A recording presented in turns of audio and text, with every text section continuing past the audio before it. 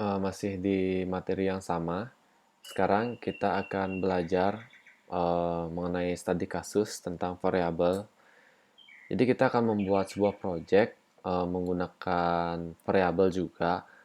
Jadi kita akan menampilkan data mahasiswa, misalnya mulai dari NIM, kemudian nama, setelah itu jurusan, alamat, umur, dan sebagainya. Ya. Nah, sekarang sebelum kita coba membuatnya, kita persiapkan dulu filenya. Jadi saya buat di folder pertemuan 3, foldernya masih sama. Kemudian new file, kita simpan. Nama filenya adalah coba3.php.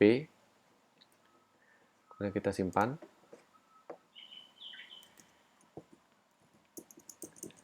Ya, ini contoh penggunaan variabel, melanjutkan video yang sebelumnya. Nah, sekarang saya akan menampilkan data mahasiswa. Oke, jadi untuk menampilkan tulisan, saya akan tampilkan seperti ini, data mahasiswa. Ya, jadi kalau di dalam PHP, kita bisa menggunakan tag elemen yang ada di HTML. Contoh misalnya, saya ingin menampilkan tulisan data mahasiswa, ini menjadi cetak tebal. Nah, tapi sebelumnya kita lihat dulu hasilnya, tulisan data mahasiswa. Oke, kita buka di web browser.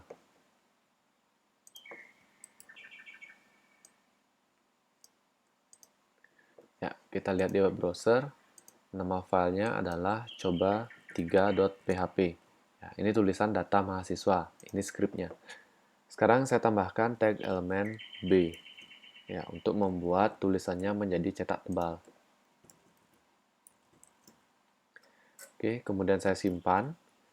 Setelah itu saya refresh web browsernya. Ini sudah cetak tebal tulisannya. Ya, jadi itu bisa kalian gunakan HTML di dalam PHP. Nah, kemudian di bawah tulisan data mahasiswa, ini saya akan tampilkan NIM, nama, dan juga umur. Ya, jadi ada 3, NIM, nama, dan umur. Saya bisa tambahkan di sini tag elemen BR untuk menambahkan baris, supaya tulisannya berada di bawah tulisan data mahasiswa. Oke, kita tambahkan di baris berikutnya, echo, kemudian NIM, ya, sama dengan misalnya 19.00.0001. Kemudian di bawahnya, berarti saya tambahkan BR di sini. Ya, di bawahnya kita tambahkan nama, misalnya Wawan. Kemudian di bawahnya, berarti kita tambahkan BR. Di bawahnya kita tambahkan umur. Ya, umur sama dengan misalnya 20 tahun. Oke. Ya, jadi ada NIM, nama, umur. Kemudian kita simpan. File kita save. Oke, sudah. Sekarang saya refresh di sini di web browsernya. Jadi di sini sudah tampil NIM, nama, dan juga umur. Nah, jadi percobaan yang saya buat tadi ini masih menggunakan tulisan biasa tanpa adanya variabel. Oke, mulai dari NIM, nama, dan umur. Nah, sekarang kita akan buat sebuah variabel atau 3 variabel yang masing-masing untuk menyimpan NIM, nama, dan umur. Ya, jadi caranya seperti yang saya ajarkan di video sebelumnya. Kita pertama akan buat variabel NIM. Ya. Oke, variabel NIM. Saya buat variabelnya dengan huruf kecil semua, variabel NIM. Nah, nilainya adalah, jadi untuk NIM, jadi sebelum kita mengisi nilai di sini, kita bedakan dulu apakah NIM ini nanti berbentuk tulisan atau angka. Oke, jadi di sini untuk NIM, saya akan menggunakan tipe string atau tulisan, karena kita tidak akan menjumlahkan NIM. Jadi NIM-nya si A tidak akan kita tambahkan dengan NIM-nya si B. Nah, tapi NIM ini adalah tulisan, oke, atau string. Jadi kita update dengan tanda petik 2 seperti ini. Ya, NIM-nya berapa? Tinggal kita tulis di sini, 19.00.0001. Kemudian diakhiri dengan tanda titik koma.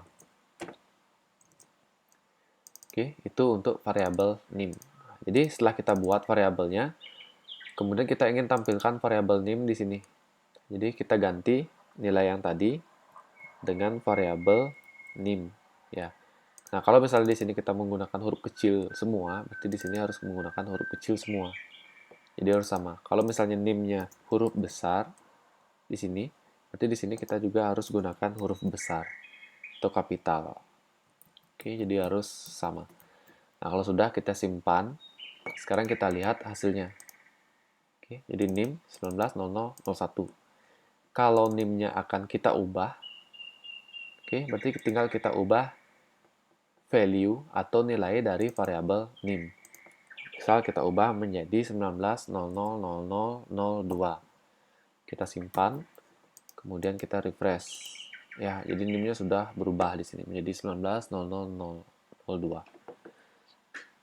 Oke, kalau sudah paham cara kerjanya, nanti tinggal kita tambah masing-masing variabel untuk nama dan umur. Ya, saya buat di sini variabel nama. Oke, sama dengan misalnya nama mahasiswanya adalah Joko.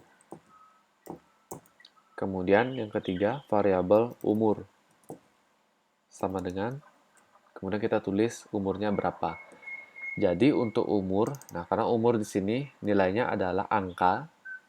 Oke, kenapa angka? Karena mungkin saja umurnya akan bertambah. Oke, jadi setiap tahun umur akan bertambah. Jadi kita harus menggunakan angka di sini karena akan ada proses rumus atau penjumlahan nantinya. Ya, beda dengan NIM. Jadi kalau NIM itu nggak mungkin kita akan jumlahkan. Tapi kalau umur, bisa jadi kita akan tambah nilainya. Nah, jadi kalau angka, kita langsung tulis seperti ini, tanpa tanda petik 2. Oke, misal umurnya adalah 19. Jadi sudah ada NIM, nama, umur. Nah, sekarang untuk nama, tinggal kita masukkan di sini nilainya. Jadi nama sama dengan variabel nama. Kemudian umur sama dengan variabel umur. Oke, sudah. Jadi cara penulisannya seperti ini. Nah, maka setelah kita simpan, kita lihat hasilnya. Ya, jadi sudah sesuai. NIM, nama, umur. Semuanya sudah sesuai. Oke, sampai sini dulu materi tentang variabel dan contoh kasusnya atau cara-cara penggunaannya. Kemudian kita lanjut ke video berikutnya. Terima kasih.